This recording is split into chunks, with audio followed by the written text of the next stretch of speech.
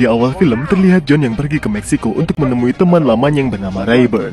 Perlu diketahui bahwa John ini bukanlah John AQ7, tapi dia adalah mantan anggota pasukan khusus militer terbaik dan telah berhasil menghabisi ribuan nyawa targetnya di seluruh dunia, sehingga tidak perlu diragukan lagi kemampuannya. Di tempat lain terlihat seorang pengusaha ternama dari Meksiko bernama Ramos. Ia sedang berbincang dengan pengacaranya yang bernama Calvus. Mereka sedang mengobrol santai tentang hutang keluarga Ramos yang semakin menggunung, dan juga kondisi di Meksiko akhir-akhir ini, termasuk maraknya penculikan anak. Oh ya, jika kalian belum tahu, Meksiko adalah negara yang bisa dikatakan paling berbahaya. Narkoboy, penculikan, pembunuhan sudah menjadi hal yang wajar di sana. Untuk mengatasi hal itu, mereka pun sepakat untuk mencari bodyguard guna melindungi anak perempuan Ramos. Kembali pada John, mumpung ia berada di Meksiko, Rayburn pun menawarinya sebuah pekerjaan, yaitu menjadi pengawal pribadi anak si Sultan, siapa lagi kalau bukan anaknya Ramos. Hari berganti, hari itu John diwawancarai oleh si Ramos. Ramos pun sangat tertarik pada John, apalagi setelah melihat CV-nya yang sangat berpengalaman di dunia militer. Hanya saja yang membuatnya khawatir adalah John yang suka mabuk-mabukan. Ramos lalu memperkenalkan John pada istrinya yang bernama Lisa yang juga langsung cocok dengannya. Setelah itu barulah ia dipertemukan dengan anak Ramos yang bernama Lupita yang akan dia kawal nanti. Lupita sangat senang punya pengawal baru dan langsung mengajak John untuk berkeliling rumahnya dan juga menunjukkan di mana kamarnya. Saat akan tidur, Pita bercerita pada ibunya bahwa ia sangat menyukai John, tapi ia juga merasa kasihan padanya karena dia melihat ada kesedihan di dalam diri John, seperti beruang besar yang sedang bersedih. Karena itu, Pita pun memberi nama boneka beruangnya John Bear. Pagi harinya, John memulai hari pertama bekerja. Saat ia sedang mengantar Pita ke sekolahnya, Pita terus mengajaknya mengobrol sambil bercanda. Tapi sayangnya, John sangat cuek. Bahkan ia juga memarahi Pita sembari berkata bahwa ia di sana hanya untuk bekerja, bukan untuk menjadi temannya. Pita yang mendengar itu pun menjadi sangat sedih.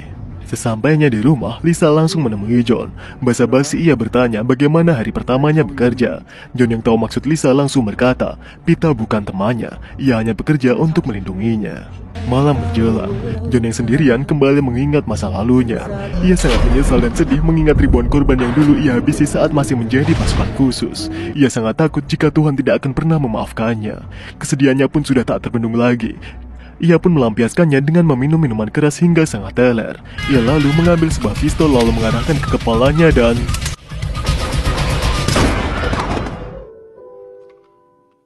Ia menelpon Rayburn untuk menanyakan apakah mungkin peluru tertahan saat ditembakkan. Dengan tegas Rayburn menjawab, kemungkinannya sangat kecil, hanya 1 dibanding 1000. Mendengar itu, John menjadi sangat kebingungan karena ini bukan pertama kalinya ia mencoba untuk mengakhiri hidupnya. Tiba-tiba lamunannya terpecah saat ia menyadari bahwa Pita dari tadi sedang mengamatinya. Hari berganti, John kembali menjalankan tugasnya menjaga Pita. Kali ini ia ditugaskan untuk mengantar Pita berlatih renang dan juga mengantar Lisa ke salon. Di jalan ia menyadari ada mobil yang terus mengikutinya. Tanpa pikir panjang, ia pun langsung mencatat plat nomor mobil itu. Scene berpindah pada Pita yang sedang berlatih renang untuk persiapan lomba. Sayangnya, sekeras apapun ia berusaha, ia tidak pernah berhasil menjadi yang terdepan. John yang terus mengamatinya pun akhirnya tahu di mana kelemahan Pita, yaitu dia yang telat saat melompat ke dalam air karena kaget dengan suara pistol. Sesampainya di rumah, John langsung melatih Pita dengan berbagai hasil analisanya atas latihan Pita sebelumnya. Mereka terus berlatih bersama hingga akhirnya kemampuan Pita berenang berkembang dengan sangat baik. Hari perlombaan pun tiba. John harus menemani Pita karena orang tuanya sedang bekerja di luar negeri. Dan inilah Pita yang sedang berlomba.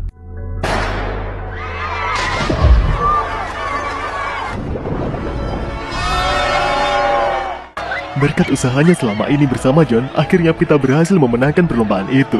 Berkat itu, semakin hari mereka berdua pun menjadi semakin akrab. Bahkan, kini terlihat lagi senyum ceria dari dalam hati John yang sudah lama sekali menghilang. Ia pun telah meninggalkan kebiasaannya meminum minuman keras dan juga niatan untuk mengakhiri hidupnya. Semua itu berkat malaikat kecil di hidupnya, Pita. Beberapa minggu telah berlalu. Kini John bertugas untuk mengantarkan Pita les piano. Sebenarnya Pita ini sama sekali tidak suka piano, tapi demi gengsi orang tuanya karena les ini sangat mahal, Pita pun menurutinya. Saat John sedang menunggu di luar, dia merasa ada yang janggal karena suasananya tiba-tiba terasa sepi. Tidak lama kemudian, ia melihat ada 2 mobil polisi yang menutup jalan dan juga mobil yang dulu sempat ia catat plat nomornya. Ternyata kecurigaan John benar-benar terjadi. Saat Pita keluar, tiba-tiba mobil itu mendekatinya. Tanpa pikir panjang, John langsung menembak ke atas untuk memberi kode pada Pita dan ia pun mulai beraksi.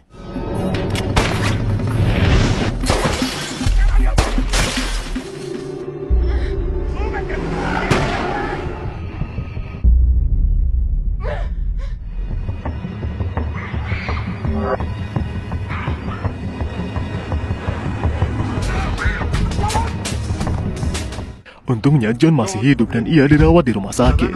Tapi sialnya ia ditahan karena telah menembak 2 orang polisi dan juga dianggap sebagai pelaku penculikan anak. Konferensi pers pun dilaksanakan oleh para polisi, yang sebenarnya itu hanya pencitraan karena mereka semua terlibat dalam penculikan Pita. Beruntung masih ada orang yang menyadari hal itu. Ia adalah seorang wartawan bernama Mariana dan juga detektif kepolisian bernama Manzano. Mereka sudah tahu bahwa polisi-polisi itu adalah polisi korup. Di tempat lain, Ramos dan Lisa tampak sangat bersedih. Di sana juga ada letnan kepolisian dari divisi anti penculikan anak bernama Fuentes yang bersiap untuk membantunya. Tidak lama kemudian, si penculik menelponnya dan meminta uang tebusan sebesar 10 juta US dollar.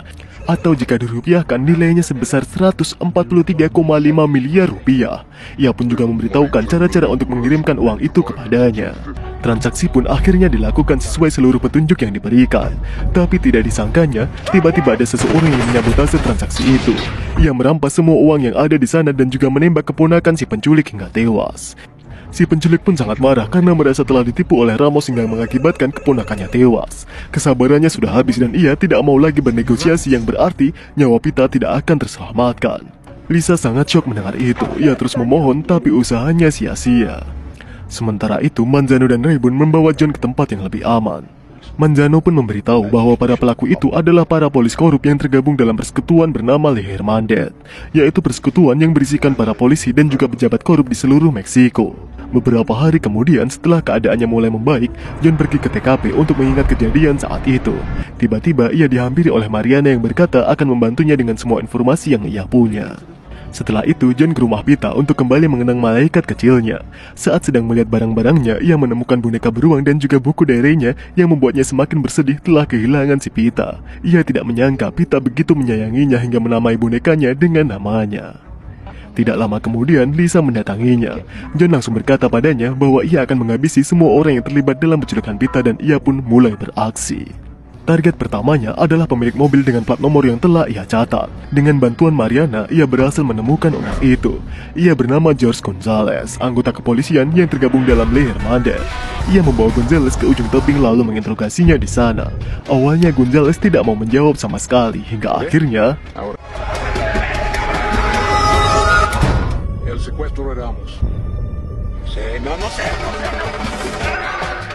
setelah kehilangan satu daun telinganya, akhirnya ia baru mau buka suara. Ia menerima perintah dari The Voice yang bekerja sebagai penjaga pintu di warung dugem.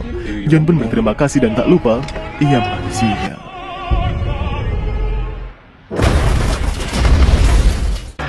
Tidak lama berselang, John sudah sampai di warung dugem dan menangkap 3 anak buah The Voice. Ternyata warung dugem itu digunakan sebagai tempat sementara bagi korban penculikan, sebelum akhirnya dibawa ke markas The Voice. Karena sudah tahu mereka akan tutup mulut, John pun memberi mereka pelajaran terlebih dahulu.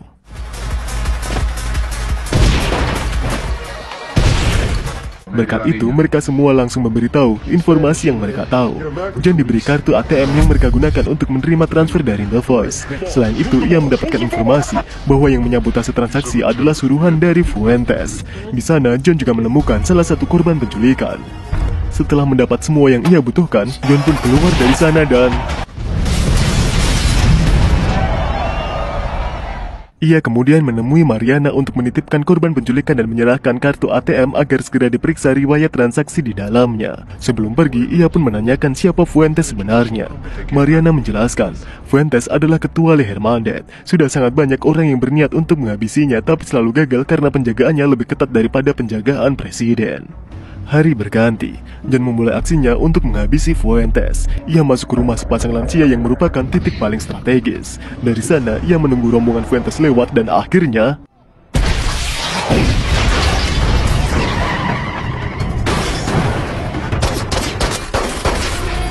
dengan mudahnya, ia mengalahkan semua pengawal Fuentes. Ia lalu membawa Fuentes ke bawah jembatan layang agar tidak ada helikopter kepolisian yang melihat mereka. Sebelum menginterogasinya, John memberitahu bahwa ia telah memasukkan bom rakitan ke dalam bapau kembarnya Fuentes. Mengetahui hal itu, ia jadi sangat ketakutan dan memberitahukan banyak informasi pada John. Padahal John belum bertanya. Ia mengaku bahwa anak buahnya lah yang telah menyabotase. Tapi setelah diambil, uang di dalamnya hanya ada setengahnya saja, dan setengahnya berupa potongan kertas. Ternyata yang mengambil setengah uang itu adalah pengacara Ramos yang bernama Calvus. John sangat tidak menyangka atas informasi yang ia dapat. Ia pun bergegas meninggalkan Fuentes dan Dan tidak perlu kalian bayangkan bagaimana nasib bapau kembarnya Fuentes. Tak lama kemudian, John telah sampai di rumahnya Calvus. Tapi tidak disangkanya, Calvus telah tewas di dalam kolam renangnya. Ia pun memasuki ruang kerja Calvus dan di sana ia menemukan data transaksi yang di dalamnya tercantum nama Ramos. Ia menjadi sangat kebingungan dan semakin benar-benar tak menyangka dengan apa yang sebenarnya terjadi. Untuk meyakinkan analisanya, ia meminta Mariana untuk mengecek transaksi itu. Singkat cerita, sampailah ia di rumah Ramos. Dengan tenang ia bertanya pada Lisa, apakah ia tahu rencana penculikan itu. Lisa benar-benar kebingungan dengan pertanyaan John. Lalu ia bertanya pada Ramos sembari menunjukkan bukti-bukti yang telah ia dapatkan. Ramos tak dapat mengelak lagi. Ia akhirnya mengaku bahwa penculikan ini telah direncanakan olehnya dan juga Calvus. Hal ini ia lakukan karena negara pasti akan menanggung uang tebusan penculikan, dan ia akan mengambil setengah dari uang itu untuk membayar hutang-hutangnya. Setelah transaksi selesai, pita akan dikembalikan oleh The Voice dalam waktu 2 hari. Tapi sialnya ada yang menyabotase transaksi mereka, sehingga membuat The Voice marah dan kini ia kehilangan anaknya. Lisa yang mengetahui hal itu langsung berteriak histeris. Ia tidak menyangka suaminya sangat tega mengorbankan anaknya. Tanpa pikir panjang, ia pun menyuruh John untuk menghabisi si Ramos. John tidak mengiyakan perintah itu. Dengan santainya, ia memberikan pistol dan peluru yang selalu macet saat hendak ia gunakan untuk mengakhiri hidupnya. Ia mempersilahkan Ramos untuk memilih menjadi penjahat yang tega mengorbankan anaknya atau menebus dosanya sendiri. John pun meninggalkan Ramos dan tak lama kemudian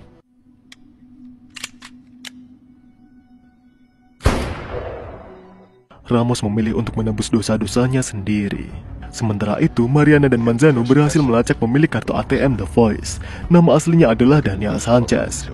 Tapi pemegang kartu itu bukanlah dirinya, melainkan istrinya yang bernama Reina, yang bersembunyi di kawasan kumuh bersama adik iparnya yang bernama Aurelio. Tanpa pikir panjang, ia langsung ke sana dan mantan pasukan khusus terbaik itu kembali beraksi.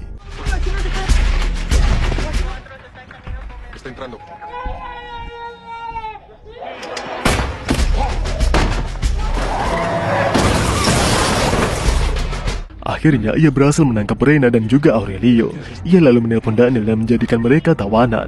Jika Daniel tidak bersedia menemuinya, maka ia akan segera menghabisi semua keluarga Daniel, termasuk istrinya yang sedang hamil 8 bulan. Sebagai bukti, dengan santainya John menebaki jari Aurelio hingga membuatnya berteriak histeris. Daniel yang mendengarnya sadar bahwa John tidak main-main. Ia kemudian mengajaknya untuk bertukar antara keluarganya dengan si Pita. Awalnya John menolaknya karena ia tahu Pita sudah tewas. Tapi ia mencoba meyakinkan lagi dengan menyuruhnya bertanya pada Pita apa nama boneka beruangnya. Daniel meninggalkan telepon itu sebentar lalu kembali dan berkata, John Bear. Mendengar itu, John akhirnya yakin jika Pita masih hidup dan ia sepakat dengan pertukaran itu. Tidak lupa ia mengabari Lisa jika Pita masih hidup dan memberitahukan tempat ia akan bertemu.